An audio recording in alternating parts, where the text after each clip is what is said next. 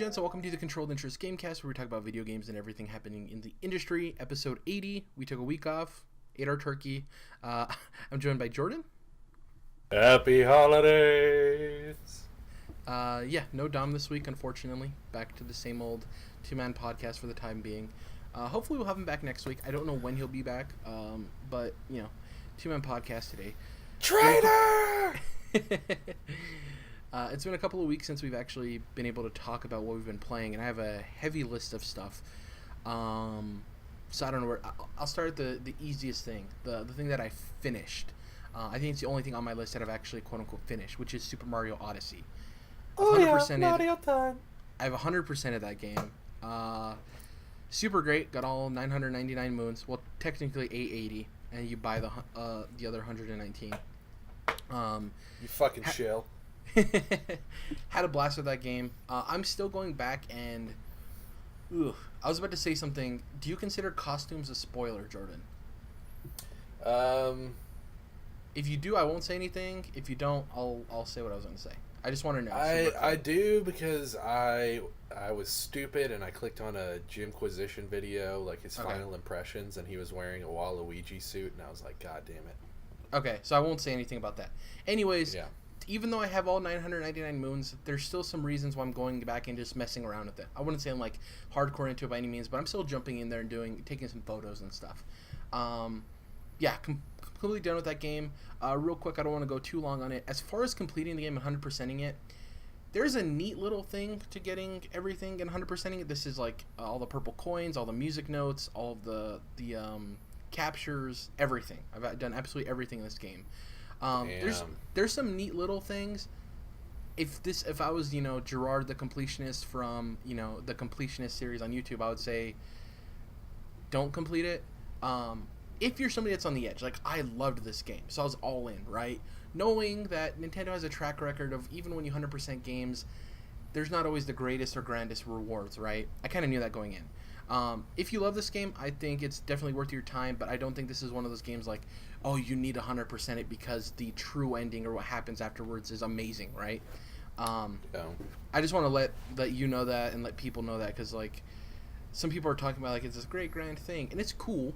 I'm not disappointed that I got all of the moons, but I'm definitely not saying like, oh, it's a must, Sure. Yeah, so really enjoyed that game. It's up there for me as far as game of the year.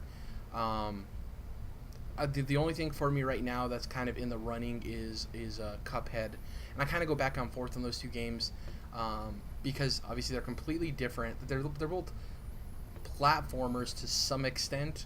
Obviously Mario way more than Cuphead, but there's different reasons why I like both, and I'm still kind of figuring out in my head. And there's all these other games I'm about to talk about that are kind of in that running too. I'm not as high because I haven't finished them yet.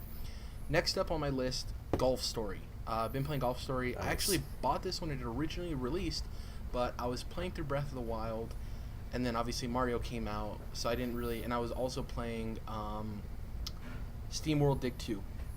So like Golf Story was kind of in waiting. I was like, when I'm kind of done with some of these things, Golf Story is going to be the first thing I pick up. Really love the game. Aesthetic's cool. Gameplay's awesome. People have issues with the humor because it's very Australian. So obviously, as an American, that's something that you kind of have to like deal with. I still think it's funny. G'day, golfer. Yeah, I still think it's funny. Have you played Golf Story at all, Jordan? I think I had to pass on that one. Well, I did have to pass, but I'm continuing to pass on it just because it seems all right, but it would be lower on my list with some of the other things that I've got, Yeah, for me, I would definitely say this is a game that if it ever goes on like 50% off sale or something, I think it's a must buy at that point. It's hard for me to say like buy it now at full price or whatever. I enjoy the game. I think the mechanics are very solid. My only issue is it's going to sound dumb. For a game called Golf Story, this is going to sound very dumb. But it's way more golf than I anticipated. And by that I mean outside of actually playing the golf courses, it's a lot of golf talk, which I was kind of disappointed with because I thought it was an RPG that was a humor-based game that included you playing golf to get through the game, right? That's kind of like the combat of the game is you playing golf. What I came to find out is there's combat sprinkled in, and there's some humor sprinkled in, but there's a lot of golf talk going on, and for somebody who's not a huge fan, like I like playing golf, but I'm not like a huge avid golf fan. You know, I'm not 60 yet. There's a little bit too much golf talk going on for me to be super invested. So that was kind of disappointing. But I'm still enjoying the game, still having a blast with it. Yeah, not too much else to say there. I like the creativity of some of the levels on the side quests you do in it, but it's definitely not in the top as far as indie games for me. What I am excited for is to see where the studio goes from here. I think this is a nice first step, and it definitely is polished and quality for me. People have said they've experienced weird like glitches and stuff, but as far as my experience of the game, it runs fine. Like I said, the mechanics are great. It's just maybe for me, if they get into a different genre or they maybe make it a little bit more humorous and less golfy in terms of dialogue and stuff, I think I'd maybe be more invested. Which again is weird coming from somebody who's talking about a game called Golf Story. But the way people were talking about this game and pitching it were like, it's a golf game, but it's an RPG and it's very funny. So like I said, for me, I thought it was more of a Caddyshack and not so much a PGA Tour with some jokes. You know what I mean? Yeah. So that's Golf Story. Next up, and this is one of the things that's going to be very surprising, I've been playing AC Origins. Nice. So I picked this up on sale for Black Friday. It was $40. Thank God. Yeah. So for me, I was on Black Friday. I was looking to buy something, and it came down to AC Origins or Wolfenstein 2 plus the DLC with the expansion pass for $40, which was a tremendous deal. And for me, maybe me and you are in the same camp, Jordan, maybe not. But for me, I don't look at these games and be like, oh, one's an open world, one's a single player. Which one do I get more value out of? I knew I was going to love both of these games, more than likely. Right. Definitely Wolfenstein 2 more than AC Origins out of the gate. But I knew both of them were going to be worth the $40 no matter what, right? To me anyways. So I ended up going with AC Origins because, you know, parents like to buy their kids gifts, and I kind of have been like, yo, this is the specific game I want for Christmas. So I'm kind of not worried about getting to Wolfenstein 2, right? Because if that was the case, then I'd be like, yo, I'm going to pick up Wolfenstein 2. AC Origins, I actually like the game quite a bit. Yeah, because you're not a Assassin's Creed fan. Anybody, and I'm not saying you're not an Assassin's Creed fan, that's why you like this bullshit. It's just that anybody that I've heard really positive on the game doesn't usually play Assassin's Creed, and anybody who's like pretty negative on the game plays most Assassin's Creed games, is the trend I've noticed. I've played every Assassin's Creed game except for Unity and Syndicate. So I'm well versed in Assassin's Creed. Yeah. But haven't played any of the latest gen ones, which I would say is, you know. Yeah, but let me go on, because I knew that was going to be a thing. I like this game for a bunch of reasons that aren't why I've liked Assassin's Creed games that's a weird way of phrasing it. No, it makes perfect sense. So, no, like, I love Assassin's Creed 2 because it's all of the mechanics of Assassin's Creed, right? And Brotherhood, not so much Black Flag, because Black Flag doesn't really feel like a whole Assassin's Creed game to me. This game, the reasons I love it aren't the Assassin's Creed parts. Those are actually the parts I dislike. The traditional ones that they didn't do right is what I'm trying to say. I'm hoping this isn't confusing. Like, I agree with you. I don't think the stealth is very good in this game. I think the combat is not great at all. I think it's button mashy. Yeah. Like, I'd never find myself being strategic or anything. Coming from somebody who loves, I know it's played out, Dark Souls, yada, yada, yada, or games with, like, very tough combat and stuff. Well, but like I said before, they're trying to copy, like, a Dark Souls, more Bloodborne, but it feels very From Software what they're trying to do with combat. So the reason I've loved Assassin's Creed games in the past, you know, the stealth, all of that stuff, the climbing, even the combat and stuff, to some extent, I enjoyed in past Assassin's Creed games. I don't think they necessarily did those right in this game. So for me, it's like the Assassin's Creed parts of this game are the parts I don't like, which is kind of weird because all the other parts I like, but those aren't the parts that make it an Assassin's Creed game. You know what I'm trying to say? That's the point I was trying to make earlier. I hope I wasn't.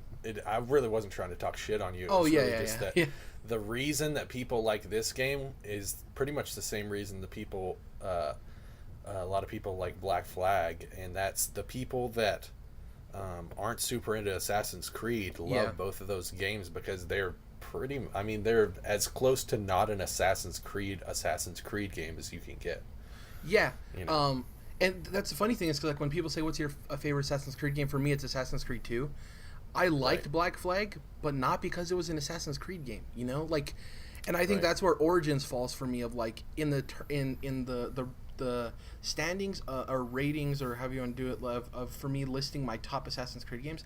I don't know if this is necessarily to the top of the list, because for me, the parts I like aren't Assassin's Creed, so therefore should it be high on that list of Assassin's Creed games, you know?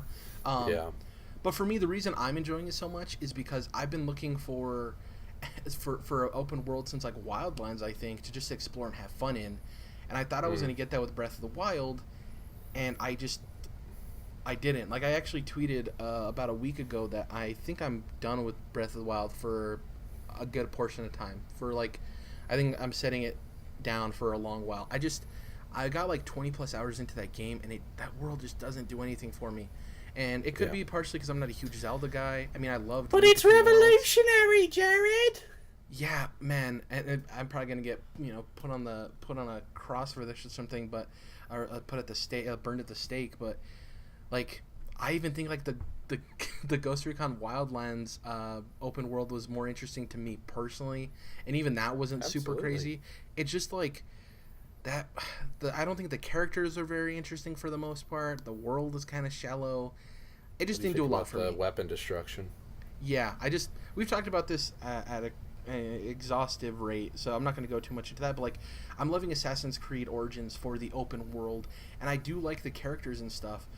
But it's weird when you talk about like, for like GOTY considerations, or like how does this rank as far as your favorite Assassin's Creed game? And for me, it's like I told you, it's hard for me to list it because all the reasons I love this game aren't Assassin's Creed related. They're AAA, well polished, open world game. You know what I mean? It's not it is. It's got a great open world. It's got a great. I mean, I don't know if I would say the story is great, but the characters themselves are great. I would say characters. Yeah. Yeah, so I'm very weird on it, because if I'm basing it, like, if you're looking at it in the scope of a franchise, how does this compare to the other Assassin's Creed games? I would say, like, well, I think it's kind of a step back personally, but in terms of a AAA release in 2017, I think it's solid and doing a good job for me. It's a very weird thing. I totally agree with you from terms of like being somebody who loves Assassin's Creed. I completely understand why you're indifferent on this game. Next up, I haven't finished yet, but I've played Doki Doki Literature Club, which this game is like kind of taking the industry by storm right now. This is one of those gone home games of people are saying, don't read up on it, just download the game and play it.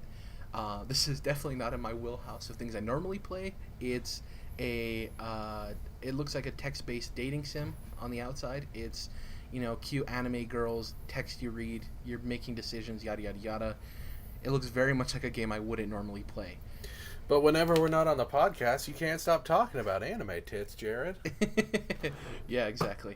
So on the outside, this looks like a game that, like, why would I play this? It comes in at the low price of free, which is a super easy get, obviously. People were talking about this game. People I personally am interested in their opinion, especially like on indie or hidden games. Like Miranda Sanchez from IGN has been talking about this, and also Marty Sleva and a couple of other people that I'm keen on their taste when it comes to like weird indie niche games. And this kind of started sparking like wildfire of people talking about like, no, this is like a hidden gem. It's one of those games that 2 to 3 hours in, I think even less than that, depends on your reading speed. Some people have said you can get to the twist of the game or where it opens up about 2 hours in. Some people will say like 3 to 4. I think it just depends on your reading speed. And it changes into a different game completely than you would expect. And I'm going to tell you this much. I haven't gotten to the big twist yet of the game, or where it opens up, or whatever that happens to be. But I'm hooked on this game, Jordan. Nice. And obviously I'm not into like text-based dating sims or whatever. But the characters I think are really interesting, and it's kind of one of those things like in any video game you kind of find the characters you gel with the most right off the bat. And there's these sprinklings of where I feel the game's going to get. Without spoiling anything, from what I've seen so far, it seems like this game dives deep into mental health and mental illness. And it does that in a very interesting way of giving you something that gamers are are used to seeing, and then folding back those layers slowly, and you start Yeah. being like, whoa, there's something going on here. It's like, oh, hey, how's it going? Let's hang out at this club after school. And then it's like, then you start talking to them, and it starts like, instead of like in a normal dating sim or games in general where of this caliber where it's like positive, positive, positive, or you kind of know where everything's going, this one is slowly peeling back like these more insidious, like dark tones. Very Yeah. interesting. I don't know. People are saying that it should be in GOTY consideration, or at least in Indie Game of the Year consideration. I have no idea yet. I'm only, I think, like 1.5 hours in. But it's very interesting, and I'll say that much about it. It has my interest. And lastly, because I've probably been talking for too long by now, the last thing I want to talk about real quick is Animal Crossing Pocket Camp. I'm a huge Animal Crossing guy. I was interested to see when this game would come out. They did a weird thing where it's like, it's coming out Thursday. Oh, just kidding, it's out today. This was last week, obviously. Fucking Nintendo. And it's probably because of the Apple. Yeah, waiting for process. it to get. Yeah. So I've been playing this game. I'm level 10 now. Have you been playing it at all, Jordan? Nah. Yeah. I'm probably not even going to play the Switch version. Yeah. Just because it's not even that like, oh, I don't want to live another life in a video game, even though it doesn't necessarily appeal to me. But it's more just that there's so many other games that interest me 10 times more than this that I haven't got to touch as much as I want to. Yeah. So, yeah. It's just basically like Golf Story. Like if I had this game, it would just be so low on my list that I would just never play it. You know. Yeah, and that's the thing you have to do as a gamer now that we live in this very, I think, spoiled time of like there's just so many good games out there you have to pick and choose. You know, you're gonna miss out on good games just because there's not enough time in the day, and you have your own interests. What I'm gonna say with Animal Crossing Pocket Camp, it's a nice little filler for me until I get the actual Switch game. By no means do I think this is an entry to the series for people who have never played Animal Crossing. I just want to touch on some points really quick because I don't want to go too long on it. I think the microtransactions, totally non-invasive for me so far. Like I said, I'm level 10. I've heard people so far that are hovering around the mid-20s for people that have been constantly playing it. So, you know, try to see where I'm at as far as like pacing and stuff like that. Items are cool. It's like Animal Crossing Lite, you know, Lite. Yeah. It's very much for a game that people often, when they criticize it, being a game where it's about menial tasks and you're doing kind of the same things over and over again and stuff like that. It's even less than that. For me, my biggest like most enjoyable favorite parts of Animal Crossing on GameCube were, and I don't know how familiar you are with it, Jordan, obviously. There's a museum in the town, and there's obviously one of the main mechanics of Animal Crossing is going out and bug collecting, right? Some bugs are rarer than others, some show up at different times of the year than others, yada yada yada. And one of the cool things is that you would collect these bugs, take them to the museum, and then you'd have a showcase of all the bugs you've caught. So it's kind of like showing off you trying to collect all the bugs, right? So for people who are very into collectathons or that kind of stuff, it's really awesome, which I'm that type of person.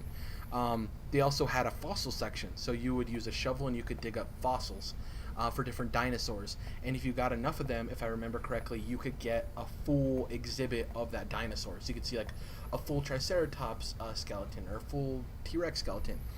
So that was really cool because it was rewarding all of your collection, right?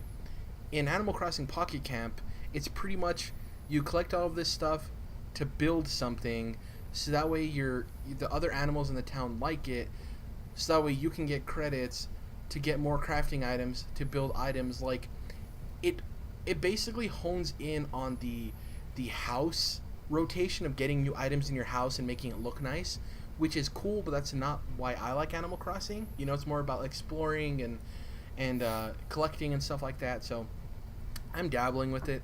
I don't really think it's great, to be honest. I never played Super Mario Run. I liked Fire Emblem Heroes more than this. But it's alright, I guess. Definitely, for people saying, like, I remember Greg was saying this last week, and he's kind of turned the tide on Kind of Funny Games Daily. He was talking about how, like, this is the Animal Crossing game he wants, and they should just stick to this and not release a Switch one. And then you saw all of these diehard Animal Crossing fans come out and be like, no, I don't want this. This is okay, but, like, I want an actual Animal Crossing game, you know? So, yeah. This definitely doesn't do anything for me in terms of my want of an actual Animal Crossing game. And obviously for somebody like you, it's obviously not doing enough to even get you interested in the slightest, because no matter what, it's going to be a franchise that's at the bottom of your want to try out list. But if this game would have been something that's like, oh, this is a good entry to the series, it might have moved the needle a little bit more. Not to say you would have played it, but it's obviously not doing anything to even make you think about it, you know? Yeah. So I think that's pretty much everything I've been playing. Odyssey, Golf Story, AC Origins, Doki Doki Literature, Animal Crossing, Pocket Camp. I finished Stranger Things 2 as well, which I enjoyed. I still like Season 1, I think, more, but I had a good time with it. And what'd you think of Episode 7? As a standalone... That's the divisive one. As a standalone episode, I liked it. I think there's this weird argument to be had on how you ingest content. I'm not the person that binges shows. We've had this discussion numerous times. Sure. So for me, I was watching an episode a night or an episode every other night. Yeah, same. Yeah, so for me, it wasn't as much of a break in the amped up nature of episode to episode or building the hype, but it still did that to me. Maybe not to the extent of other people who were binging all of the episodes at once, but I still felt it was a weird break. For me, I would enjoy the episode to have been a little bit earlier in the season. Yeah. And I understand why they did it. It's setting up stuff in the future. I didn't like the acting of the that's girl. what it is. Colleen, I believe her name is. I didn't think she was a very good actress. The problem I had with it wasn't the break in pacing from the series. It was just that I thought, not even just her, the girl that plays the croonies and all that. Eleven's sister. Yeah, her whole group I thought were terrible actors, and just it felt like a way worse show. It almost felt like someone just threw me into the middle of a CW show, and I was like, exactly. What the fuck happened? It was like you go from this like is not good. You go from like an HBO show to CW. That's what I right. Exactly. I'm like, what? Who did this to me? You know. So yeah, that was my issue with it.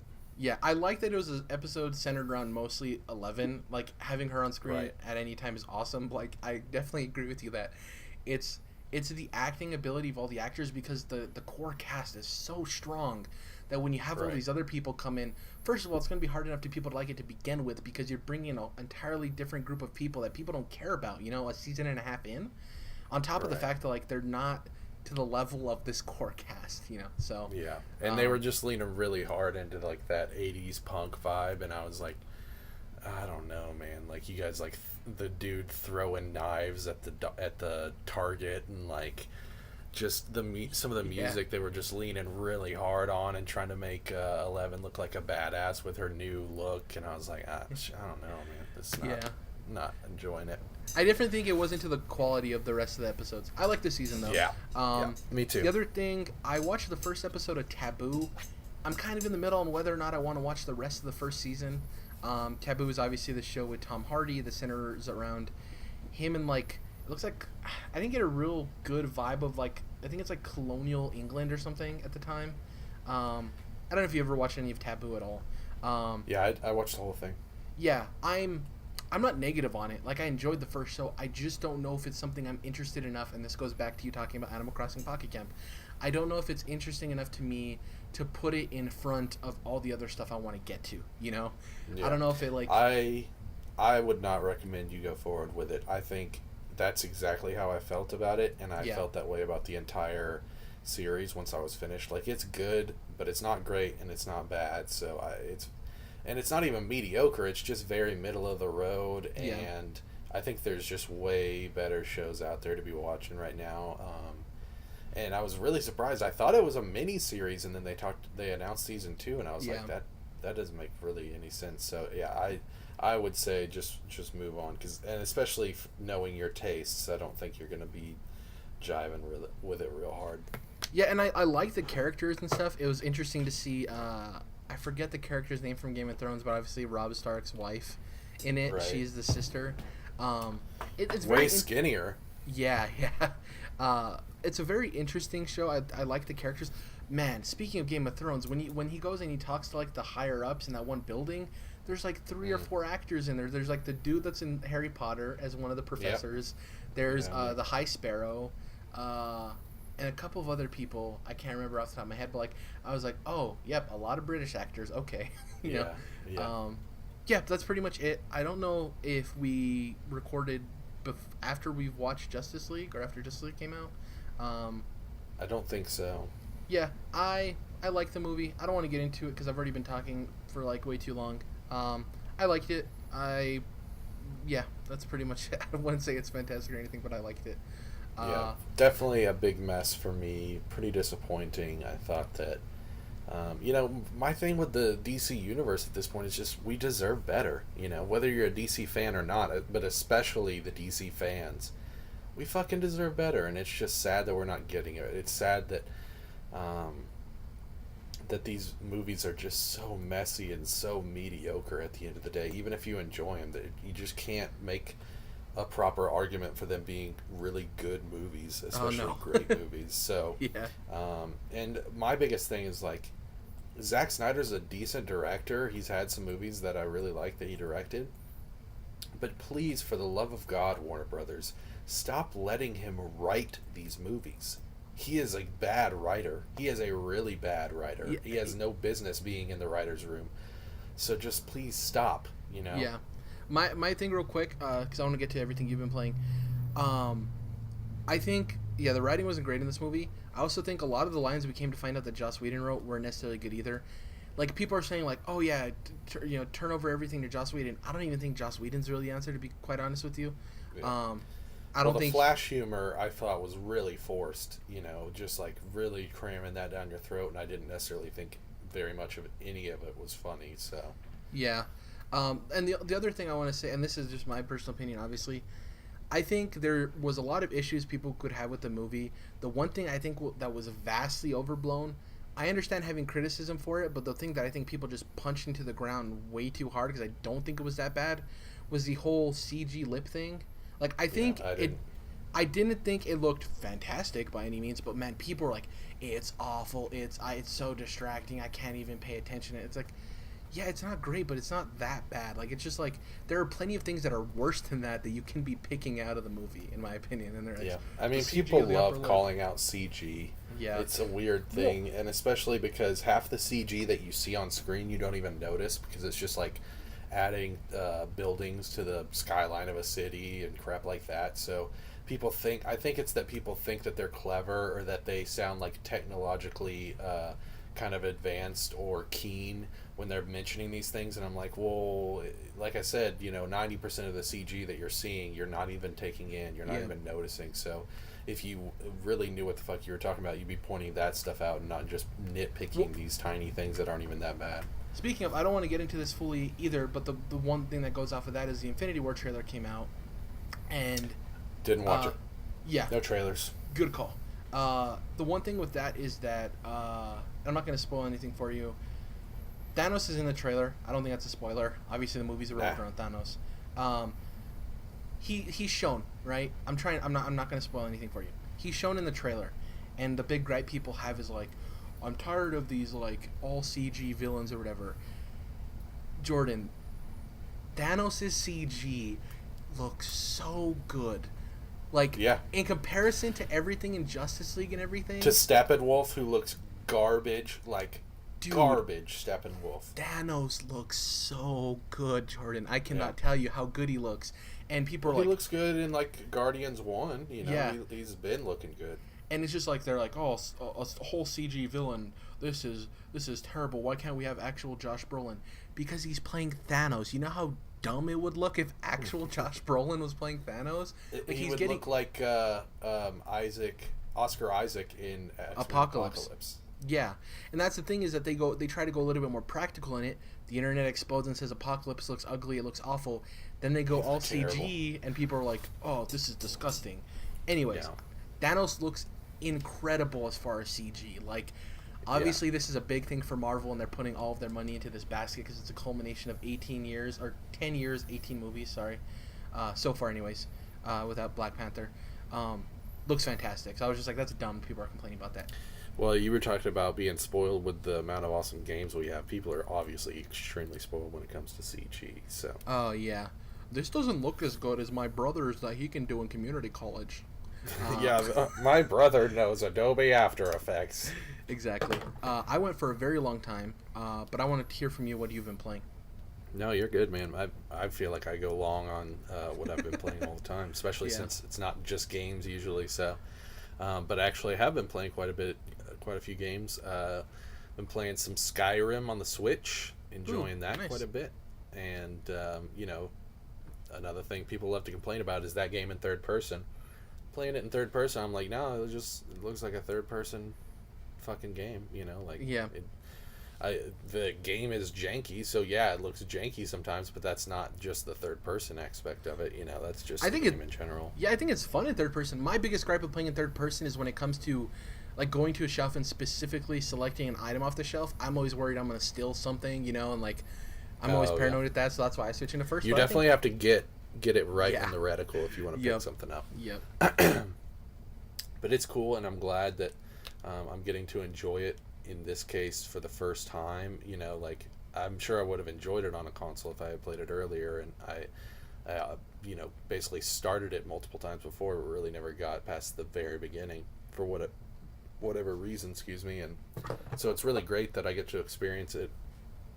With it being handheld now, I think it's going to be awesome doing that, and that's really cool. that doesn't that doesn't necessarily affect it in negative ways. Just like besides some of the frame rate dips, I think that Doom on Switch is pretty great, and so I'm excited for Wolfenstein 2, and I'm excited to see maybe more AAA games coming over to the platform, because I really don't think it's going to be that detrimental to them. So yeah, not too far into Skyrim, but definitely enjoying it. And let's see what else. So I hopped back into Ni no Kuni for the get ready for the next entry in the series coming out January, if I'm correct. And my God, Jared, I've played this game multiple times, and the beginning is so fucking heartbreaking. I got into it, and oh my I god. was like, oh fuck, what am I doing here? I don't know if I can do this again. And yeah, I went through the steps, and it was just like, Jesus fucking Christ. I So would that was difficult. man, if there was something like that in like the first real 3D Pokemon game we get, because like playing the beginning of that Yeah. game really makes me feel as if like this is what I would love in like a 3D Pokemon game. And it is kind of a Pokemon game when you get down to it. Yeah, and I'm like, oh, it's so heartbreaking. January 19th, by the way, release date. Nice. So yeah, really excited about the second one, and just want to give a shout out to the fact that this is a Studio Ghibli animated, full-fledged RPG, JRPG we're looking at here. Like, that's just incredible, one of the best anime studios in the world did a JRPG. It's almost like, and I don't really necessarily agree when people say, oh, Ghibli is like the Pixar of Japan. But it would be like if Pixar teamed up with a great American studio and decided to do like a Western RPG. Yeah. That would be fucking insane. So I'm still in awe of the fact that it even exists. And I know they have a lot less involvement on the second game, but regardless, the first game is magical in that sense. And yeah, I'm really enjoying it just because it's such a great game and really underrated. I'm really glad I got a sequel because not enough people played this game on PS3, especially since it came out at a time when people probably actually did have PlayStation 3s when they were down in price. So This game goes on I sale hope. a lot. Like I bought it on sale Yeah. for, I think it was during the summer sale for PlayStation.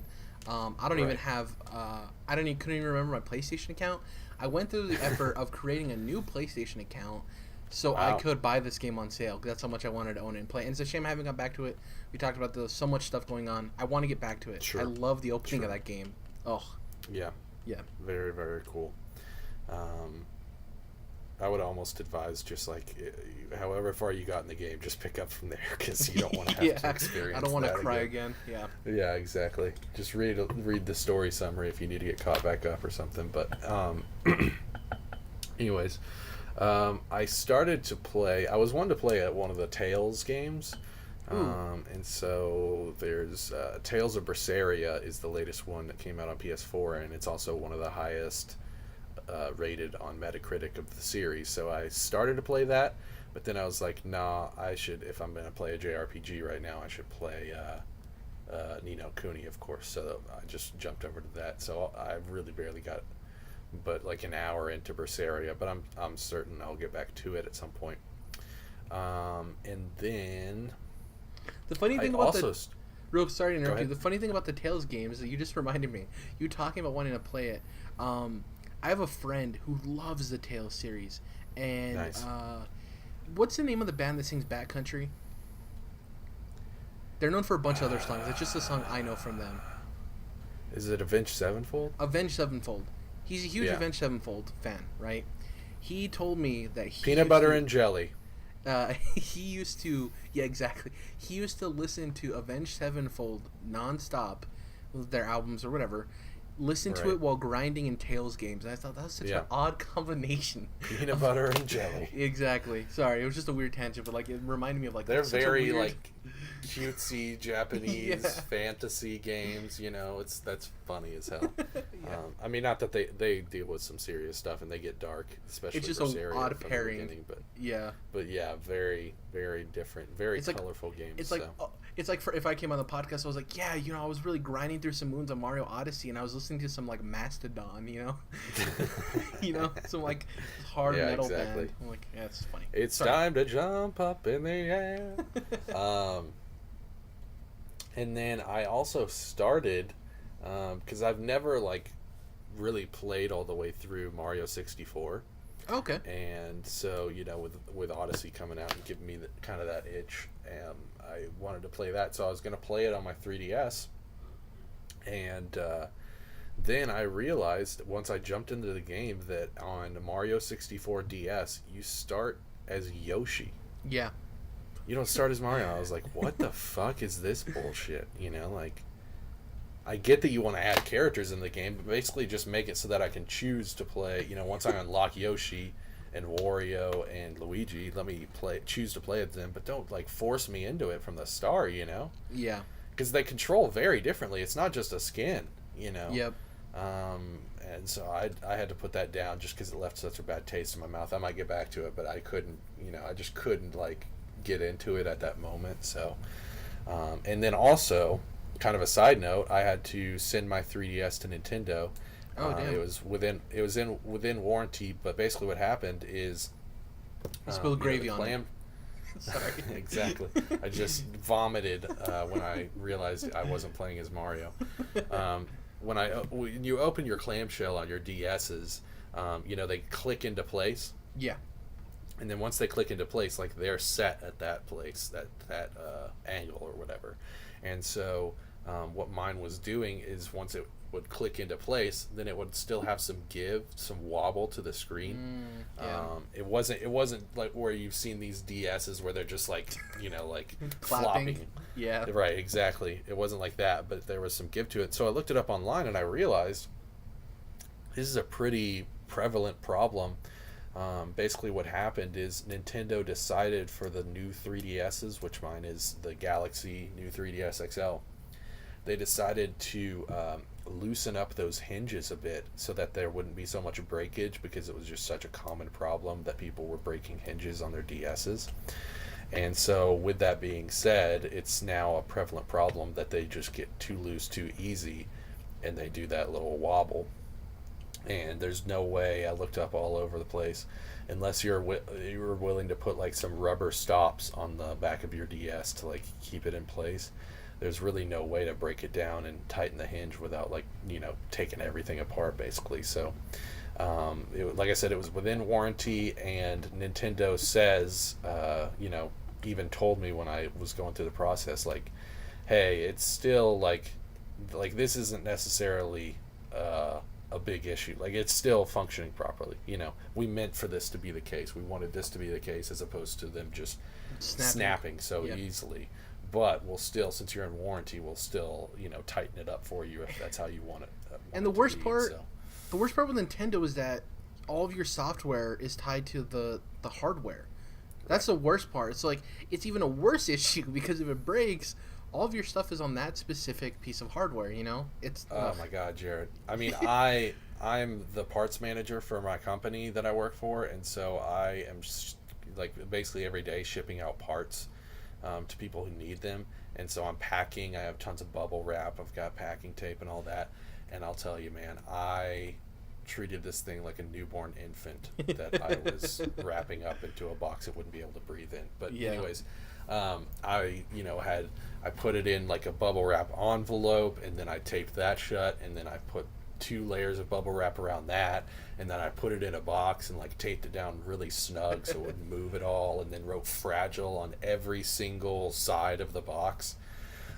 So like you said, since I'm sending my system off and I don't have cloud saves or anything like that, I'm so afraid that somebody at FedEx is just going to accidentally stomp on it, or some dude at Nintendo is going to spill gravy on it or something like that, and they're just going to be like, sorry, we're sending you a new system, here you go. So I'm worried. I'm very worried about that, but I'm hoping it's just a quick fix. I've anecdotally heard that it can get done pretty quickly. So I sent it up to New York. Hopefully they'll just tighten that screw a little bit for me, and I'll get it back soon enough, because it's definitely, it's within warranty, which means that I bought it less than a year ago, and as well as I do that I keep my electronics in pristine condition. So for it to be flopping around, I was like, no, this is no good. So hopefully that'll get fixed and I'll be good pretty quick. But yeah, that was a little ordeal I had to deal with. So as far as stuff I watched, let me think here.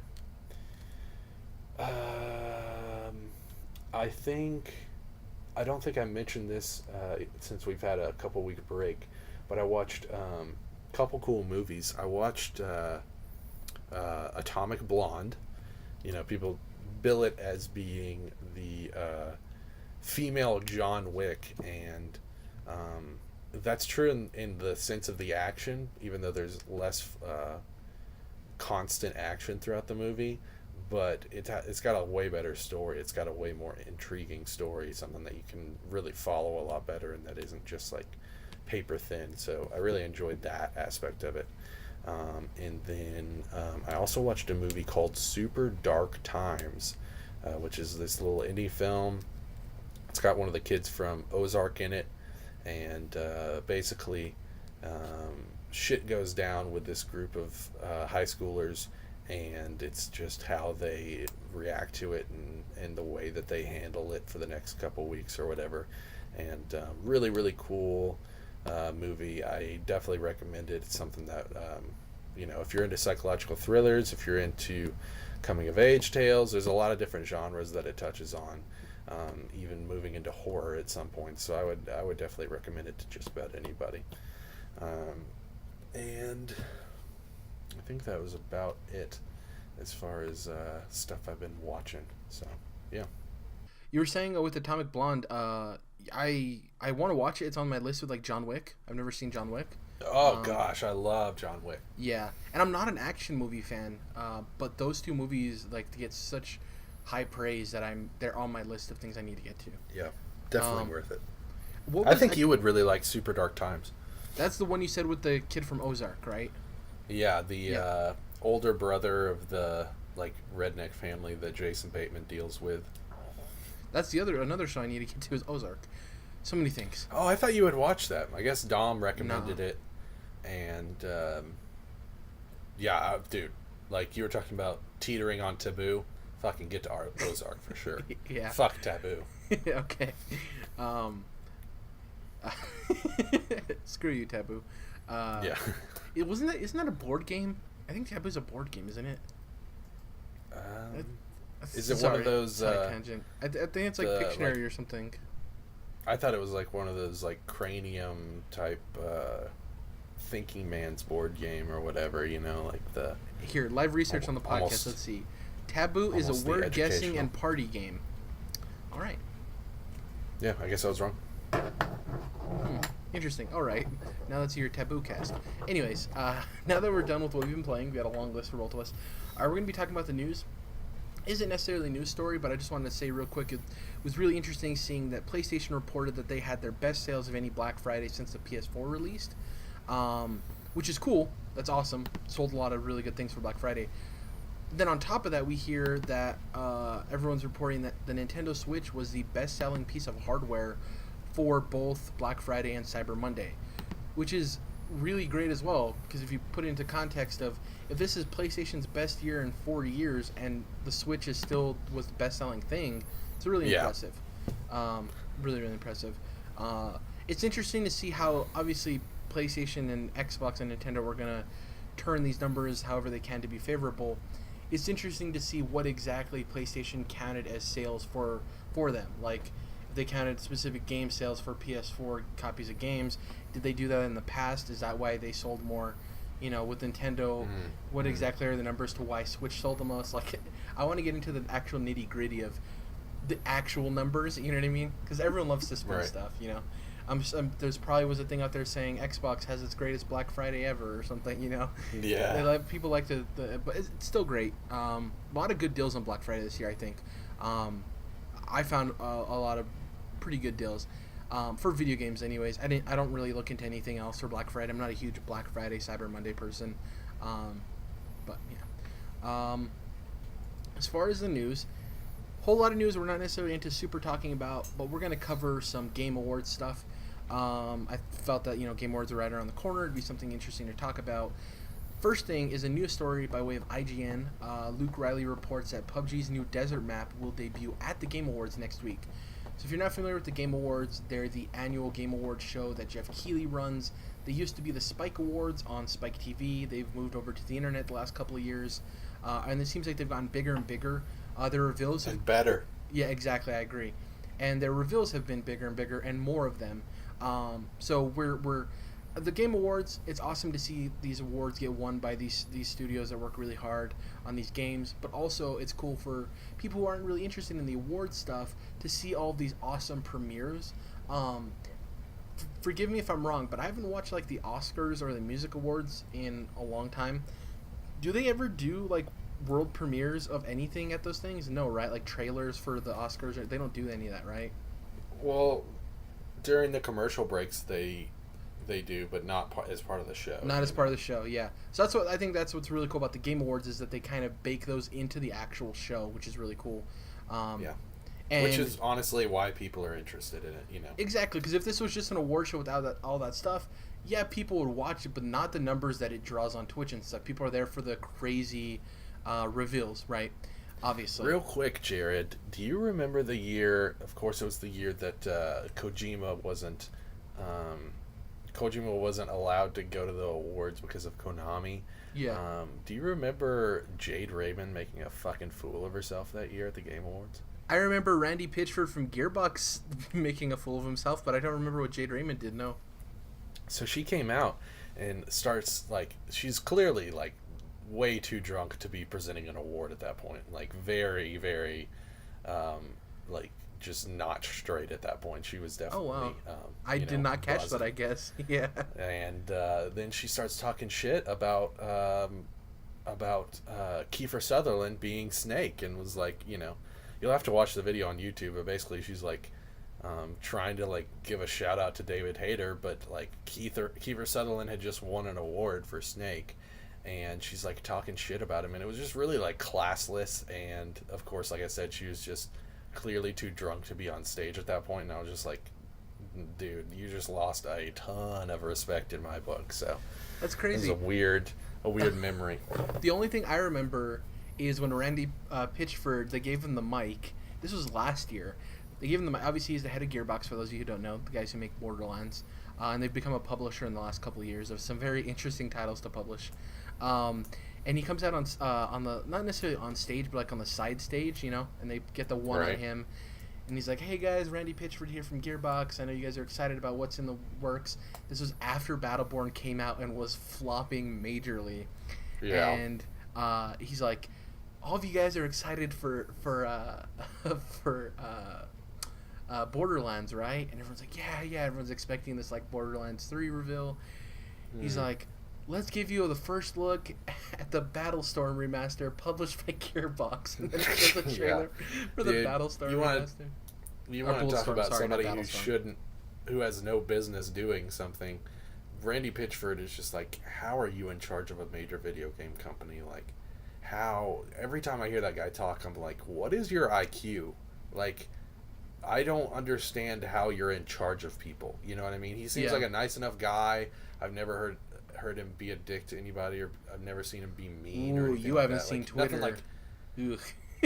Oh, I didn't even know about that. But he seems like a nice enough guy, and then he opens his mouth, and I'm like, holy shit, you're in charge of other people's, destinies, essentially. Like, and he just makes such terrible business decisions with Duke Nukem and Aliens Colonial Marines, and then the Bulletstorm remaster, and of course Battleborn as opposed to Borderlands 3. It's like, dude, get it together. I just... Yeah. Well, the thing, too, is... one of my friends, not the same guy that played Tales with Avenged Sevenfold, a different friend, is a huge Borderlands fan. Probably the biggest Borderlands fan I've ever met, because he's the only Borderlands fan I've ever met. That's a joke. That's a joke. I'm not a huge fan of Borderlands. It's one of those games that I like to joke about, but it's not mean or anything. I'm not trying to be like spiteful or angry. It's just a funny joke I like to have with him, right? Because he likes Borderlands so much. Just a joke. And I started talking to him recently about like, you realize that like Borderlands 3 is probably going to have microtransactions, right? And he's like, I don't know about that. I'm like, dude, it's a game where you acquire guns for a studio and a publisher that hasn't made great decisions recently, that needs a little bit of influx of cash. And then recently with the Battlefront 2 stuff, he's like, oh yeah, they definitely are probably going to pull them out now. It's like, maybe not pull them out, but I would almost guarantee you that game's going to have loot crates or boxes or something, Yeah. That something game is of that nature. made for that type of stuff. Exactly. So. But anyways, with Randy Pitchford, he had that whole squabble with the journalist where the journalist is like, I'm hearing reports. It might have been Jason Schreier, maybe not. So I'm not sure about that. But I remember the exact conversation. The journalist is like, hey, I'm hearing reports that Battleborn is going to be going free to play, and Gearbox is kind of like relinquishing finally saying like, yeah, it wasn't a success. I remember this. And then Randy Pitchford was like, it's not going free to play. And then a week later, it's like, Battleborn will go into an indefinite free trial period. It's like, really? You're that petty that you like? I don't know. It's a whole dumb thing. That's not him being an ass. That's just him being his regular, apparently idiot self. So. Anyways, we've talked about the worst of what happens at the Game Awards, but one of the cool things is they have some really awesome reveals. Telltale is known for revealing stuff here. I think they revealed the first season of Walking Dead here. Obviously, they revealed the Batman Telltale game here 2 years ago. Last year they revealed Batman. 2 years ago, they revealed Batman Arkham VR. I believe that's what it is. Yeah, I'm pretty sure that's right. No, because Batman Telltale would have already been out. Nothing last year. Batman came out in January of this year. No, you're right. Batman Telltale? No, you're wrong. You're We're wrong. on season 2 I'm right wrong. now, yeah. 2016, yeah, you're right. Everything move it back a year. 1 year was Batman Arkham VR. The other year was Batman Telltale. You're correct. Right. I'm a year... I thought it was 2016 again, apparently. Once he said that, I was like, no. You're pulling a Pitchford on me, Jared. Yeah, I'm wrong. Yeah, I'm 100% wrong. Anyways, there's some really cool reveals that happen at these shows. And I kind of want to talk, before we talk about the actual rewards and the nominees, I want to talk real quick about what we expect to see and what are some of the rumors. I'm going to touch on a couple of things and then that we've heard as far as rumblings, and then we can get into like what we would like to see real quick.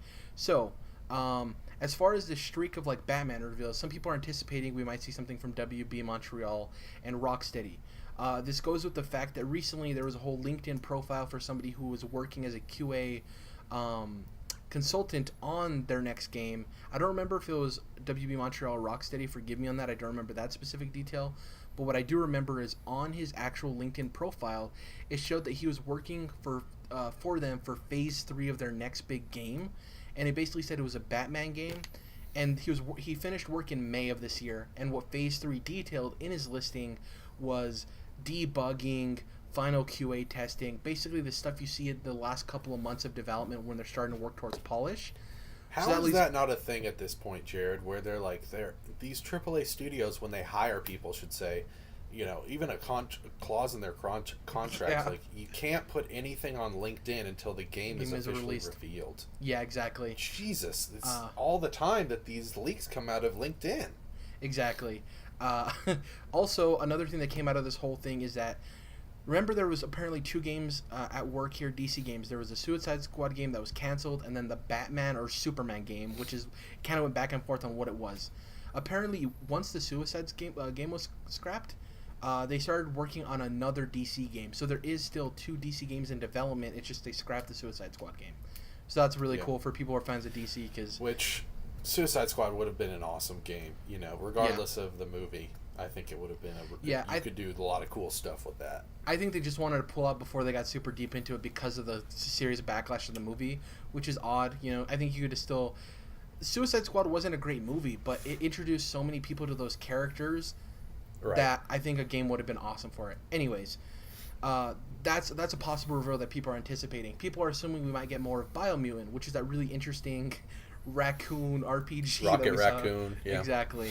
I'm trying to think of the other reveals. We also know PUBG, the map is coming. We talked about that earlier, the new map. And the other rumor, I believe, was the Square Enix Avengers deal, or Marvel deal. People anticipate that we might see something about that. In the same breath, people think that we might see something about the... Help me out here, Jordan. What's the name of the third Tomb Raider game that was revealed in that train on that laptop? Shadow of the Tomb Raider. People think that we're going to see something from Square Enix. And the last thing as far as rumors and speculation is that Nintendo recently stated, make sure you tune into the Game Awards, which people are insinuating that there's going to be a reveal. I don't really think there's going to be a reveal. The big thing there is that they're probably going to give the release date for the Zelda DLC, considering it's supposed to come out in December and we don't have a release date yet. It's ridiculous, this little cat and mouse game they're playing. On top of the fact, we're not going to get a reveal here because it was kind of already spoiled that there's going to be the January Switch Connect. I don't know if you saw this. Did you see this news? The Switch Direct? Yeah, a Switch, the big you January said Connect. Switch Direct. Sorry, I was like, bad. Wait, are they about to introduce a camera that, tracks my movements? My bad. The Nintendo Switch Direct is going to be happening in January. The reason people found out about this is because there was this PR email that went out to employees of EA basically showing... you remember the thing that leaked for Mario plus Rabbids last year of their roadmap? Remember that thing? Yeah. The roadmap where it's like sell them on the game, and it's like people are like disgusted by it. You're talking about the slideshow pictures. Yeah.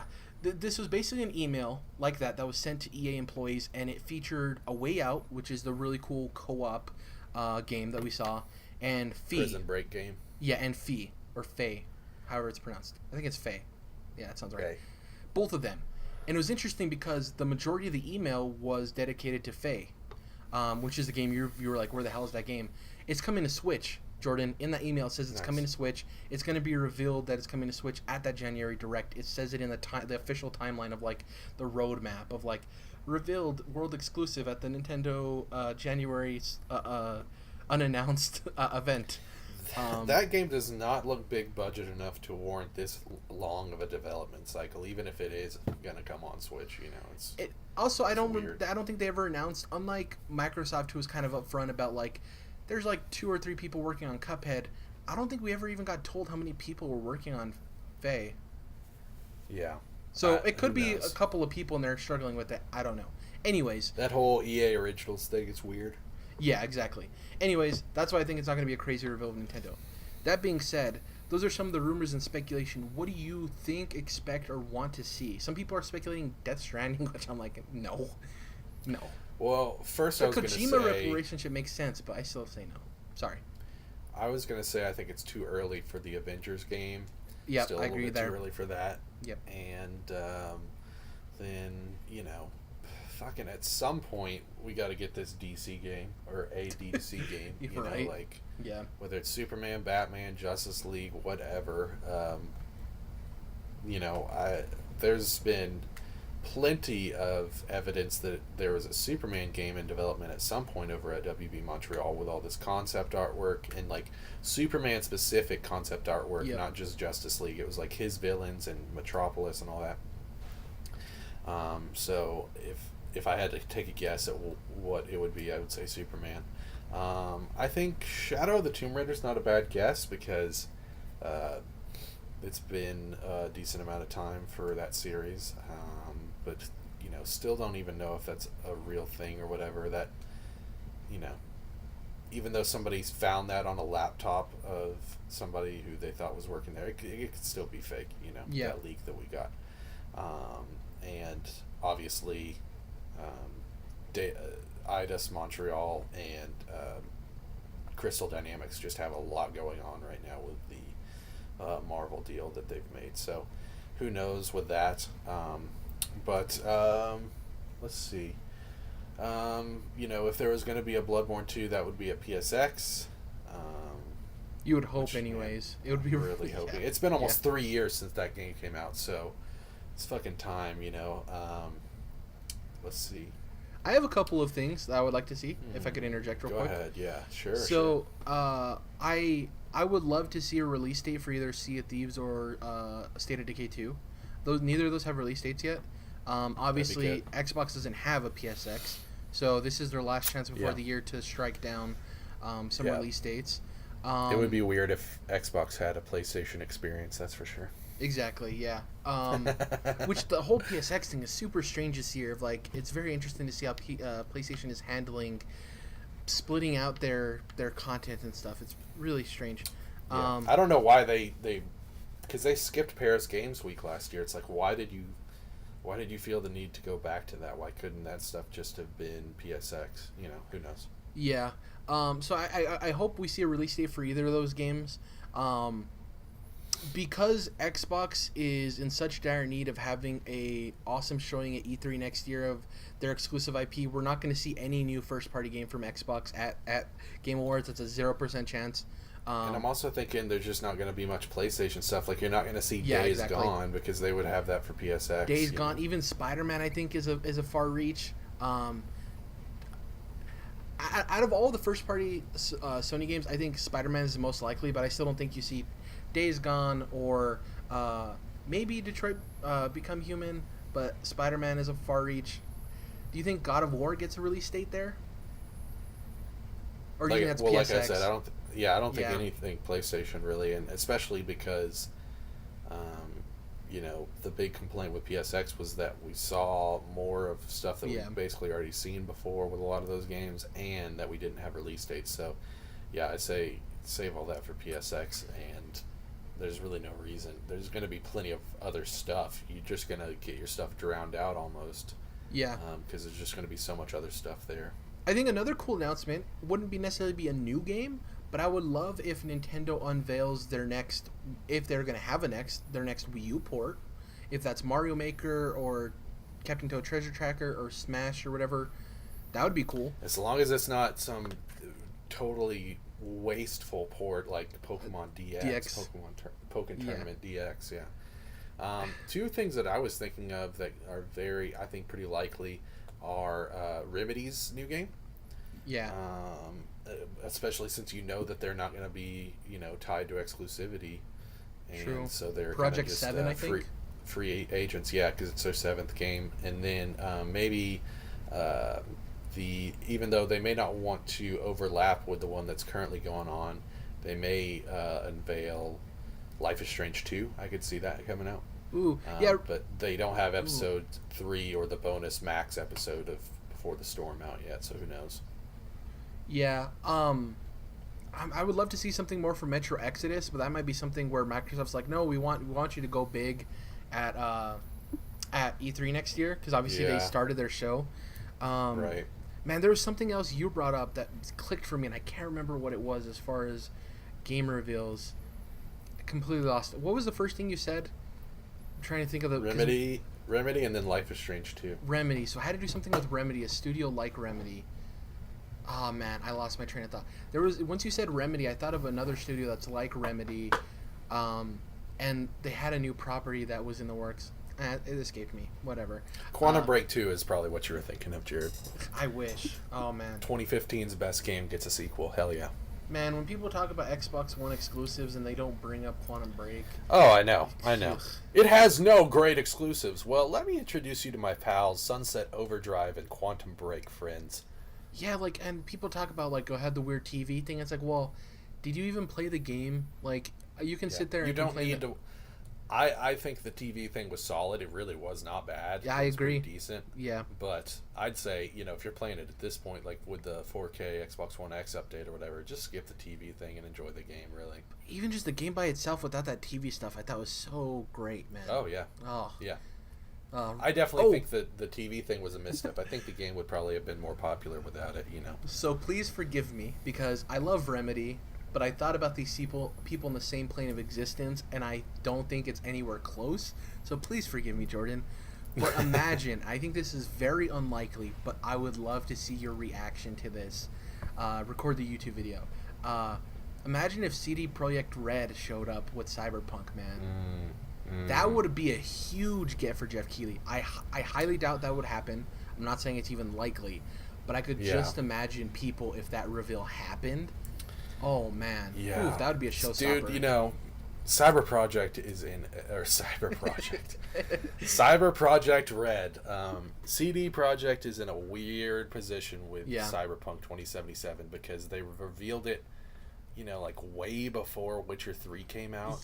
With way this too CG early trailer, and then they've been giving like really minor updates, just basically keeping people abreast of the fact that they're still working on it, like keeping people from thinking it's gone or whatever. But yeah, I'd say they've botched that, kind of like how EA did with Mass Effect Andromeda. So I think that they've got an uphill climb bringing that game back into awareness, even though, like they've had a couple of responses to criticisms recently where they've written blog posts and they usually, mention Cyber Project, god damn it, Cyberpunk 2077, or like when they had the leaks that they were like, no, it's totally changed since then. They've just it's in a weird situation, so I hope that they don't, I'm sure it'll be fine, and I'm sure that game will be awesome and will have plenty of recognition and sell plenty, riding off the success of The Witcher, but it's weird the way that they've we don't know handling it thus far. We don't know if this game's coming out in the next year and a half, or another 3 years. We really don't know where it sits. I'd say earliest would be fall 2018 of next year, and then if not, I definitely think you'll get it in 2019. I would love an unveiling trailer of it, but if we were to get something, the most likely thing I think we would get is a 32-minute long trailer that's kind of like a hype thing, and maybe at the end it's we can't wait to show you more at E3 or something. I don't think it'll be a huge unveiling of here's the game, or whatever. So you were talking about the timeline of release for that game. That's another weird thing too, because you would say, oh well, Witcher 3 came out spring of 2015, so maybe we're looking at spring 2018 or maybe fall 2018. So, yeah. But then you got to realize they had 2 gigantic expansions. Blood and Wine is basically its own fucking RPG, 30 to 40 hour RPG. So they basically made another game since Witcher 3 came out. And they have a part of their team working on Gwent, too. And they have a whole other game coming out, which is Gwent. I'm sure it's not a huge part of their team, but they are still not, part of the reason that they've got some criticism recently was because they were just trying to upscale their studio so quickly that some things seem to fall to the wayside. So and that's not even to mention the fact that when PS4 Pro came out, they're like, yeah, we're not doing a patch for Witcher 3 just because we want to spend as much time as we can right now and manpower on Cyberpunk, not Project. And then the Xbox One X comes out and they're like, yeah, hell, we'll do it. So they did a patch for both Xbox One X and PS4 Pro on Witcher 3, which by all accounts is a great patch, but that's more resources and time not being spent on Cyberpunk. So who knows where that game's release is at. Man, I would, as a guy who owns an Xbox, I would love to see that unveiled during the Xbox showcase, just because I think that would mean more for it being on Xbox's stage than PlayStation's, because I just think Microsoft would treat it better than Sony would, Yeah, and I agree with you. Their plate's more open to give it I think Microsoft would be way more open to hey, here's 15 minutes of our press conference, 20 minutes of our press conference, Whereas with Sony, we've seen they're kind of stingy on time to even some of their own properties that are first party in-house. Very much so, and there's precedent for that because they revealed Gwent on the Xbox stage. So who knows? Yeah, exactly. And I think some people are speculating the reason they decided to do the update for the Xbox One X instead of doing it right away for the PS4 Pro is because they have a closer relationship with Xbox, and they reference the Gwen thing. I just think the Xbox One X is obviously more powerful, statistically. Yeah, it made it more worth it. Exactly, I agree. That's all. I think that's all it boils down to. Right. So as far and if you're going to do the Xbox One X batch, might as well just yeah, do you the might other as one. well do Exactly. because the PS4 Pro is like the halfway point, so it's probably not that tough. Exactly. The I think it just deal. gave them more of a reason, enough of a kick in the tookus to do it. The tookus. The tookus. We're going to be going over a couple of the categories for the Game Awards, and we're going to discuss them and say, talk about whether or not we feel something was left off the list. I'm going to tell you the topics we're going over. If there's a category I missed that you want to specifically go over, Jordan, just chime in. But the ones I want to specifically talk about are best score in music, best art direction, best narrative, best game direction, game of the year, and best independent game. Is there anything else that I'm missing that you would want to talk about? Sorry, could you repeat those one more time? Yeah. Best independent game, best score music, art direction, narrative, game direction, and GOTY. Is there a best RPG category? Let's see here. Yes, best RPGs on this list. I'd like to talk about that if you don't mind. Okay, and I'm also going to add, where is it? I said best performance, right? Maybe I didn't. I want to add best performance. Yeah, you didn't. Okay, I want to talk about best performance too, because on this list, it's very interesting. So I want to talk about that as well. We'll start at the bottom though, which is best role playing game. So the nominees for best role playing game are Final Fantasy 15, Nier Automata, Persona 5, South Park: The Fractured Butthole, and Divinity: Original Sin 2. This is interesting. Obviously, Final Fantasy 15 came out after the Game Awards last year, so that's why it's on this list. If you're wondering, like, Final Fantasy 15, why the hell is that game on this list? Right. I haven't played any of these games. The only RPG I've played that would probably come close to this list, and I don't even think it should be on this list, is AC Origins. And maybe I'm not recalling something. Obviously, I didn't play Horizon Zero Dawn, which they have it on the Best Action Adventure. So, I don't know. I also consider that an RPG, but maybe I'm wrong. I haven't played the game. It is a bit of a lighter RPG. I'll give them that. The one thing that I see people talking about is they're like, oh, yeah, Persona 5, Nier Automata, South Park, whatever. People aren't really talking about Divinity Original Sin 2 because it's a PC RPG. And Dark everything, Horse, for sure. Everything I'm hearing about this game is like people who love PC RPGs are astounded by the depth of this game. And I think it is definitely the dark horse of people aren't really talking about it because a lot of the people in the industry, at least the people I follow, and the more prominent ones aren't PC-centric people. So this is a game that's completely getting lost in them. I'll be quite honest, the only person I've seen even mention this game is Ben Moore from Easy Allies. And he talks about this game, and the way he talks about it is very interesting. So is there anything you feel has been left off this list, or who do you think is going to win? For me, I think Persona 5 is the easy pick. I don't know if it's going to win, but if I was a betting man, that's what I'd choose. Yeah, I think I don't necessarily have an issue with Horizon not being on there because it is definitely more of an action RPG. It's not a super deep RPG. There's certain mechanics that kind of just aren't there that most RPGs would have, especially of the open world variety, of the Western variety. So there's that. Trying to think if there's anything that I feel really got snubbed there.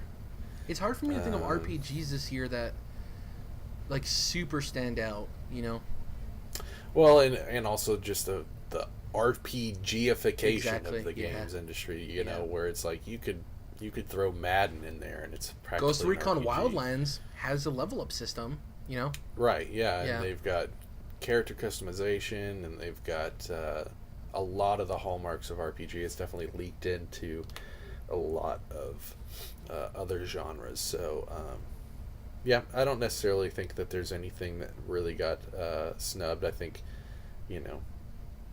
Persona 5 is probably going to win that category, but like I said, Divinity could easily be that dark horse that sneaks in. Yeah. I'm that would probably be the snub. If it wasn't on the list, people would probably be upset about people that. People would be pissed, yeah. Next up on the list, going up in order, we have Best Independent Game. I think this is a pretty stacked category. I think a lot of great indie games came out this year. On this list, we have Cuphead, which I love. It's actually in my Game of the Year list of like possibly being my Game of the Year personally. We have Hellblade's Newest Sacrifice, which I wish I could play on my Xbox, but unfortunately I can't. It's totally, I love the price point, and obviously you can speak to this game, right? Sure. Yeah. It's well, it was definitely my most anticipated game. That went down a little bit when I realized what was going on with the combat system. It is way too simplistic, and it is kind of upsetting the fact that Ninja Theory is so well known for their combat mechanics, and this game is basically half the length of a normal AAA game, because it is like this hybrid indie AAA game. So I definitely feel like that is my biggest complaint with it, because obviously everyone's talked about how great it deals with mental illness and the atmosphere and the wonderful character acting that the developer from Ninja Theory has done as Senua. So that's my biggest disappointment, was just that they're known for Heavenly Sword and DMC, and it just sucks that that's like the weakest part of the game. It's really just 2-button combat, and if you got the parry down, you're really not going to have very many encounters that you have too much trouble with. So that's my biggest. Ninja Theory did Enslaved as well, right? Yeah, which I haven't played, can't speak to, like but it doesn't necessarily sound it. like it's one of their strongest combat games. But yeah. I definitely think it's one of their more underrated games. I loved Enslaved. Oh, sure. Yeah. I think with Ninja Theory, it's all perspective, right? I think if this was a studio like Giant Sparrow, or somebody who's known for like a walking sim, or, coming from that genre up to Hellblade, I think would be like, whoa, this is crazy. But the perspective of you seeing them for what they're previously known for, it's kind of like a step down, as far as like what you expect. Yeah, because they're more of a games. AA developer. Yeah.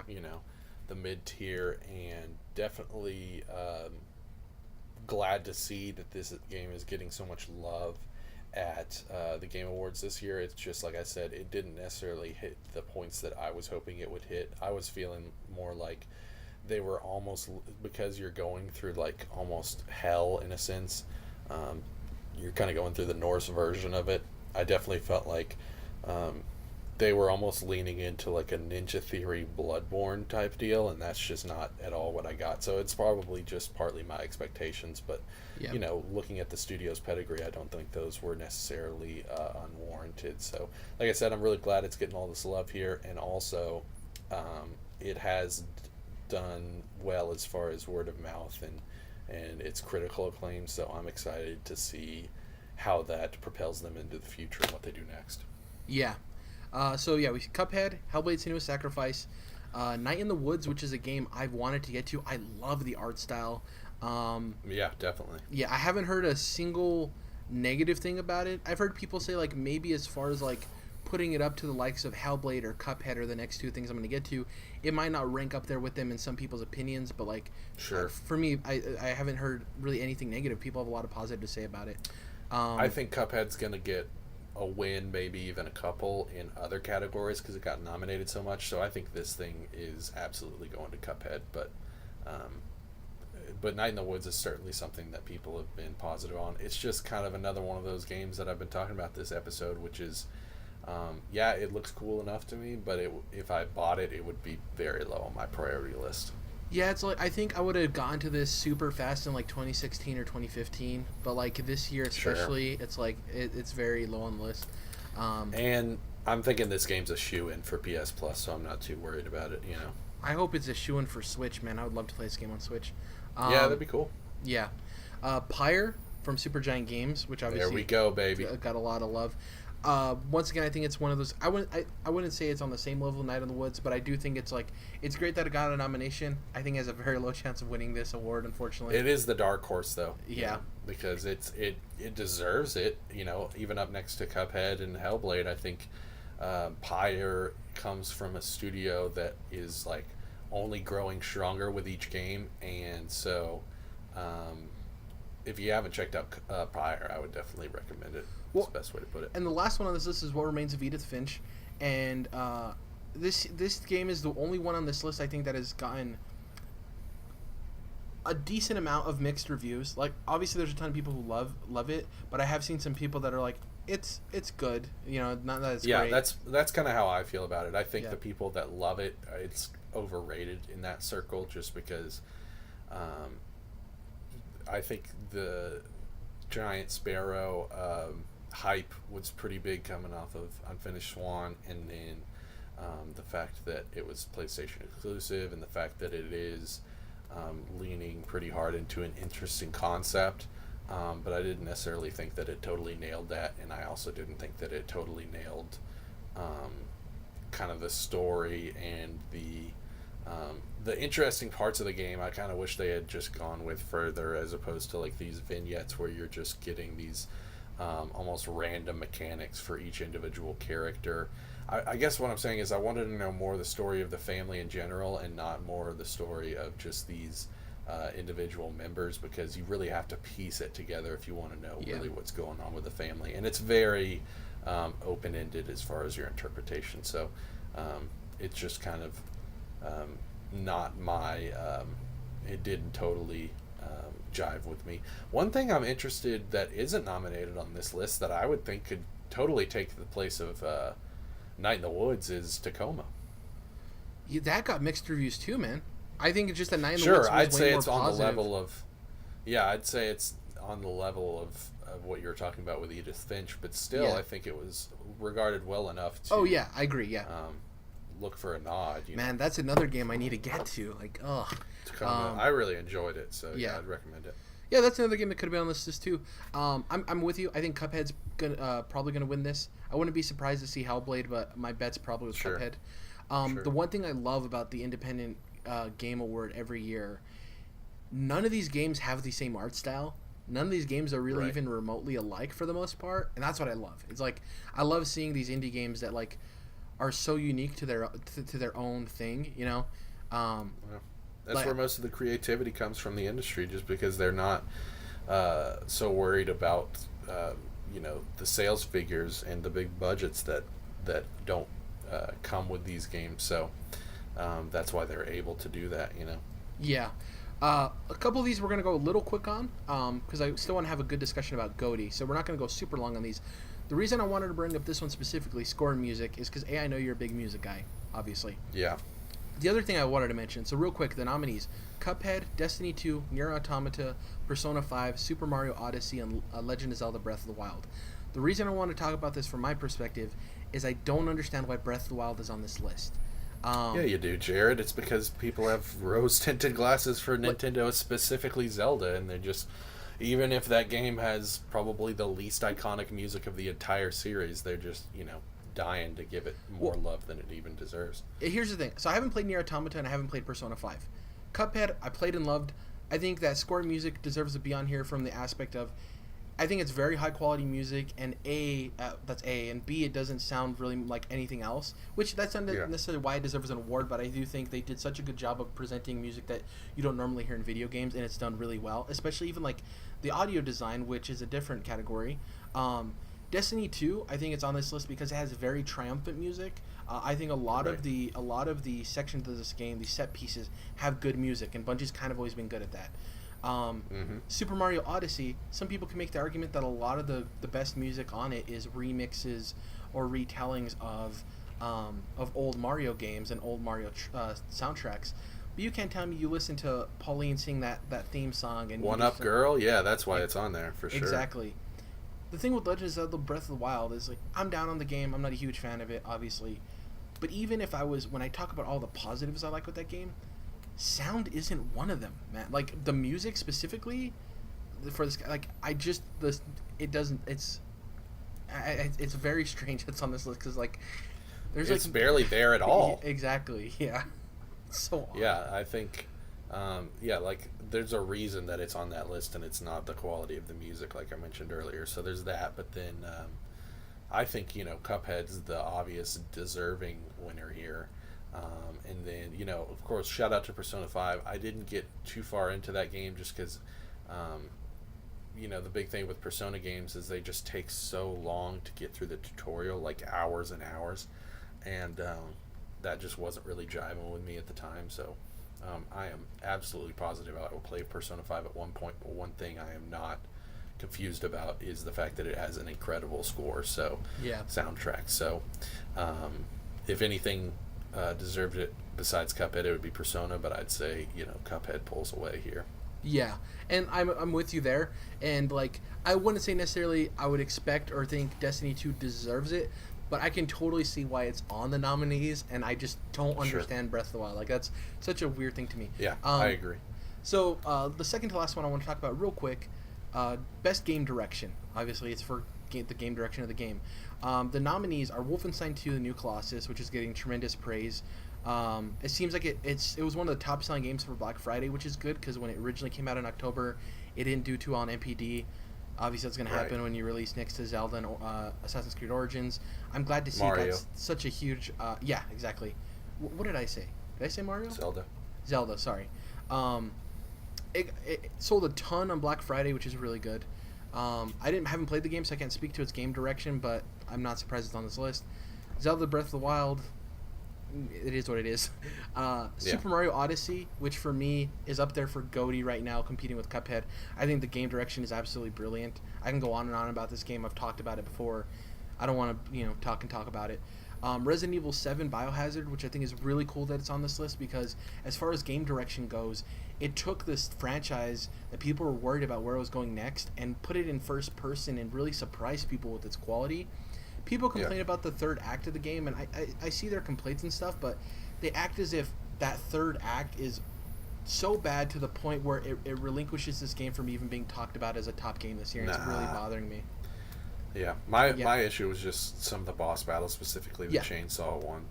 Yeah, it's just weird. Like people are talking like some of these other games get criticisms like, oh no, but it's still like an 8 or a 9, and then with Resident Evil 7, they're like, it seems like those weigh it down more versus other games, which kind of sucks to me. And then lastly, and just a side note, I think Resident Evil 7 is the Force Awakens of Resident Evil. Like, it's not gonna go down as the best Resident Evil game, but it just gets them back to them back to square one. Whereas the prequels basically ruined Star Wars, and then things like Resident Evil 6 kind of ruined Resident Evil. So they're just trying to get it back to where they can move forward. And just like with Force Awakens, because people tend to forget, it's been a long time since the original trilogy, a long time for Star Wars, and everyone just doesn't grow up watching that original trilogy. For some people, they just don't like watching old movies, and you can say, those are classics, you should watch them. That's not how everybody thinks. I think Force Awakens, just like Resident Evil 7, for people who didn't play those clunky old Resident Evil games, introduces them to the series in a great way. So that's awesome. I really like it. It's very good. With a series that has a pretty thick lore, I think it does a great job of having those callbacks, even lore callbacks, and then mechanical callbacks to the older games for fans. But it also does a great job of introducing new players like myself. So great job. And the last nominee on here is Horizon Zero Dawn. Obviously, I think they're on this list because, in terms of game direction, they did a 180. They were known for the Killzone games. They were known for these shooters that were kind of like looked at as like trying to push technical limits for PlayStation hardware, or obviously there was like launch titles for the most part, and they didn't really sell as much as Sony expected. And I think Guerrilla got the crap end of the stick of being the studio that makes Killzone.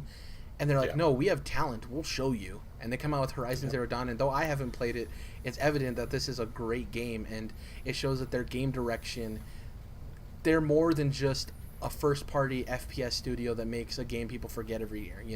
They can make a new IP with an awesome new character that people have already fallen in love with. Go ahead and talk about Horizon and why it deserves to be on this list for game direction.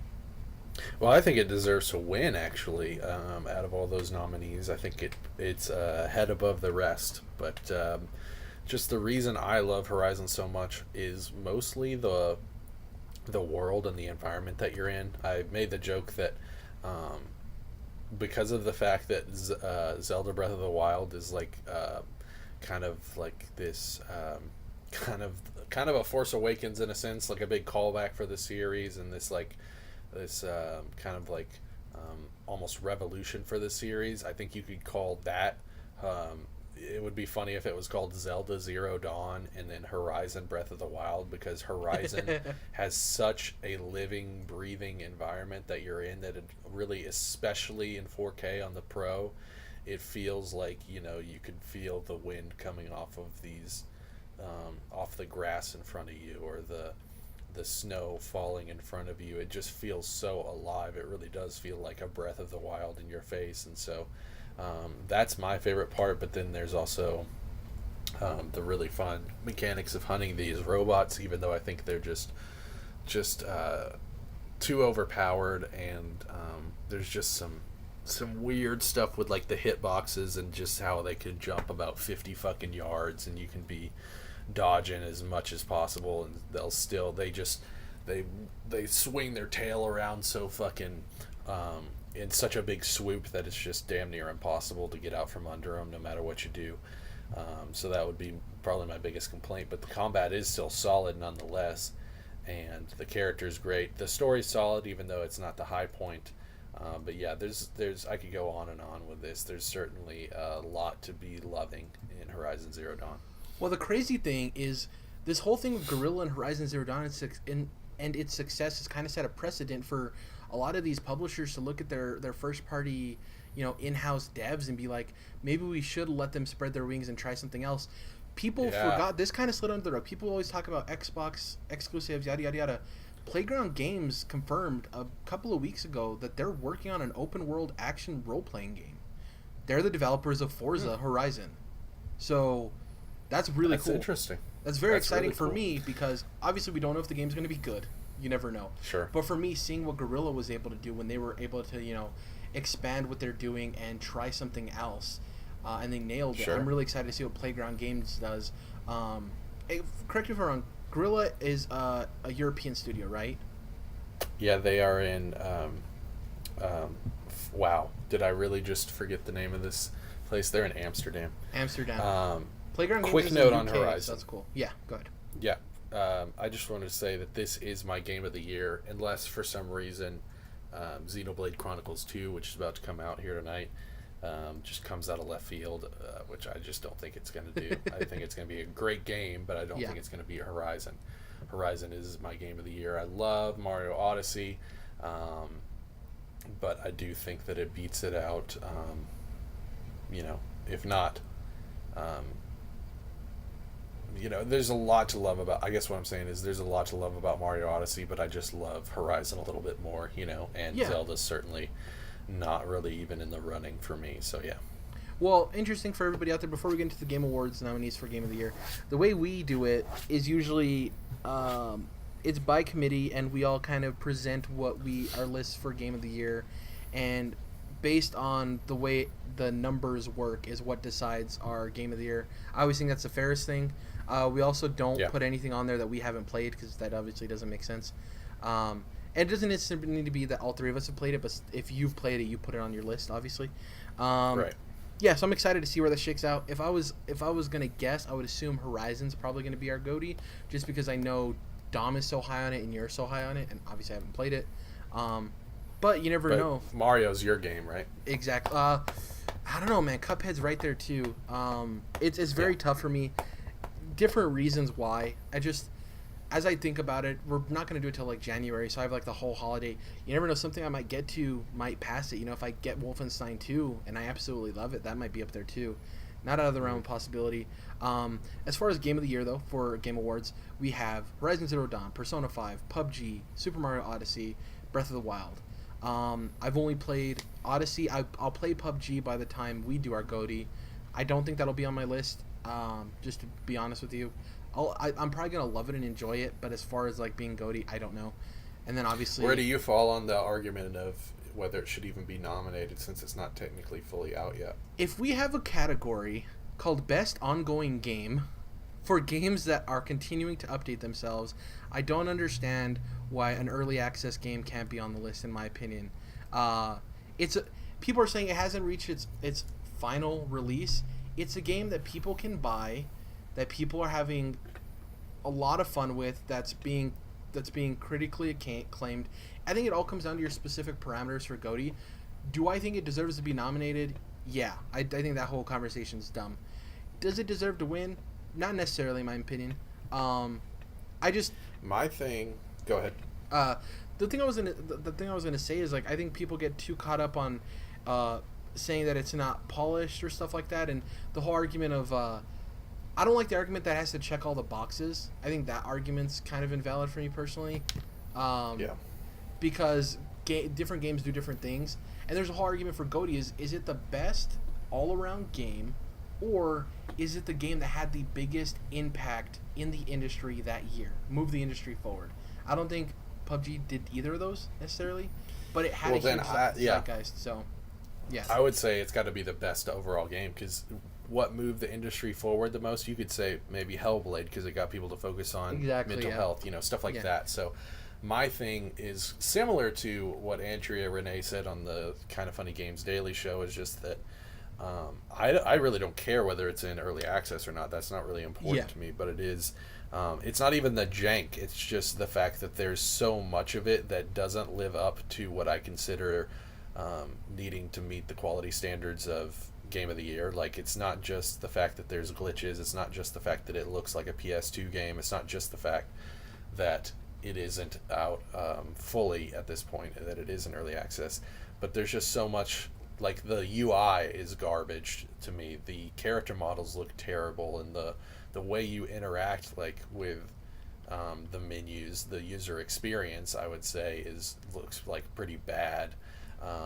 Does it have? I guess it has controller support, right? Yeah, you can plug in a controller and play it on PC. You'll get smoked by people with the keyboard and mouse, but you can do it. Yeah. But there's just a lot of things that it doesn't necessarily hit on. I can't speak to, like, the music, obviously, or the tactile game experience, but I'm assuming it doesn't have, like, it doesn't have a soundtrack or anything. No. Yeah, exactly. So it just seems like it doesn't have to check every box, like what you were saying, the argument you're arguing against, but to me it's almost like it barely checks any of the boxes at all. So how can you say that this is the best game overall of the year? For me, the closest connection that PUBG has to a game is Minecraft. And the thing is I think Minecraft could have easily won Game of the Year for a bunch of places, and I think it deserved it. I think it's in a completely different category than PUBG for a lot of the reasons you talked about. I think Minecraft is kind of on the same level as does it deserve it, but I think when you actually look into it, I think Minecraft, definitely has a lot more of a case as to why it could have been Game of the Year than this. Oh, yeah. Yeah.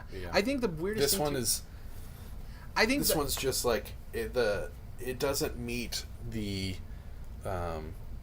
consistency of excellence. If you're talking about Game of the Year, for me, it has to be pushing itself into the boundaries of excellence, and some of these other games that we mentioned, Mario and Horizon Persona 5, absolutely have. Right, they do have areas where they are truly excellent, and just because a bunch of fucking people on Twitch had a blast of a time playing this game this year does not mean that it meets the quality standards of excellence. Here's the thing. I want to do a sports reference. Stay with us, please. Keep listening. PUBG on this Game of the Year list reminds me of the Heisman every year for college football, where Horizon Zero Dawn and Super Mario Odyssey and Zelda Breath of the Wild and Persona 5, these are the players that maybe played for the top teams, had great statistics, had winning seasons, didn't lose any games. They're in the college football playoff. They're like, oh yeah, obviously those guys are up for the Heisman. Battlegrounds is like the smaller school kid that performed outside of his peers and dominated. And when it comes down to it, and he's standing on that stage, there's no chance in hell that he's winning the Heisman Trophy. But people enjoy seeing him up there with the rest of them. And I think that's what PUBG is. It's more of a tip of the hat of, like, you had tremendous success. You were one of the biggest games of the year, period. Not quality, just period. You were one of the biggest talking points in video games for the year. This is a tip of the hat that I think it's kind of like a show of respect, And to be quite honest with you, if you remove PUBG, you can make a case for some other games being up there, but I'm okay with it being on this list. Does it have a chance of winning? No, in my opinion, but I'm okay with just a tip of the hat. It's whatever. I don't think it's that big of a deal. I think the actual winner is going to come down between Zelda and Mario. You think so? Yeah. Yeah. I think it'll be Mario. In my personal opinion, I think it should be Horizon and Odyssey, because my feelings on Zelda. Right. But I do think it's going to come down to Odyssey and Zelda. My only disappointment on this list for me would be Zelda, for my personal opinions. For the industry, I think the only disappointment would be PUBG, for everybody's reaction. I'm a little puzzled about the inclusion of Persona 5. I mean, it does hit excellence in a lot of areas, but just and game of the year should not be solely or even mostly judged on a game's looks, but like, and this gets into a whole other conversation about the Japanese game industry not being nearly as Polished. big budget or proficient or Yeah. polished as a lot of the other triple games. They really sit comfortably in the AA range, but this game totally looks like a PS3 remaster, and that's pretty much what it is. It's just a ported PS3 game at the end of the day. So Yeah. that's where I'm a little bit wary of it, but it's really doesn't matter because out of all those entries, it's definitely going to be the lowest. I'm sure that gets the lowest amount of votes. Yeah. So I'm with you. I think it's going to be between Odyssey and Zelda. I hope it's Odyssey. Like, I personally wouldn't be like I said, disappointed with anything, but Zelda would be the only one I'm like, that sucks. Like, even Horizon, I didn't play it, but I'd be okay, cool. Persona, I'm like, whatever. PUBG, I would laugh, honestly. If PUBG wins, it would be like a haha, because everyone's gonna be so salty. See, I'm not laughing because then I'm gonna have to hear so many fuckers bitch about it, and I just don't want that. I agree with you. Yeah. That's it for the show. We talked about the Game Awards. Hopefully, Dom's back next week. What else? What we're going to be playing. We went for a long time, so I'm not going to go too long on this. Going to be continuing Bayek's Adventures in Egypt. So going to be doing that. Not going to be really playing Odyssey. Some more golf story. And I'm going to finish Doki Doki Literature Club by next week, and I'll report in on how that goes. Word up. Yeah, I'm going to be interested to see if I'm playing Animal Crossing Pocket Camp by next week. Because I'm already kind of teetering on the so we'll see how that goes. That's pretty much it for me. No movie releases before next week that are crazy. Obviously, we have Star Wars coming up, which I'm super excited for. I'm probably going to watch... Are you... Sorry. Go ahead. That's fine. You can go. Well, this will transition into mine, so... Okay. What were you going to say? I was... now I don't remember. So... Were you about to say... You were about to talk about watching something. Were you going to say Ozark? Oh, yeah, I might actually do Ozark, because I'm thinking of what's on my list as to what I need to get to, and I think it's between Ozark and, as bad as it sounds, I was thinking about trying Supergirl, just because out of all the CW shows, that's the only one I'm even slightly interested in trying, but it's one of those shows that, like, I pass by it on my Netflix queue, and I'm like, maybe, and I never watch it. And also Guardians of the Galaxy 2 comes out in December on Netflix, which is pretty cool. I like to rewatch that, too, so. Nice. So I was going to ask, are you at all interested in the Disaster Artist coming out? That comes out. That comes out. You're right. December 8th, yeah. Yeah. We'll have another Mark. podcast before then, but yeah. Yeah. Oh, hi, Mark. I did not hit her. I did not. Yeah, I'm. Yeah, you're right. I might. Well, that's after next week's podcast. So yeah, I might be seeing that, and then Star Wars the following week. You're right. I completely forgot that movie's coming out.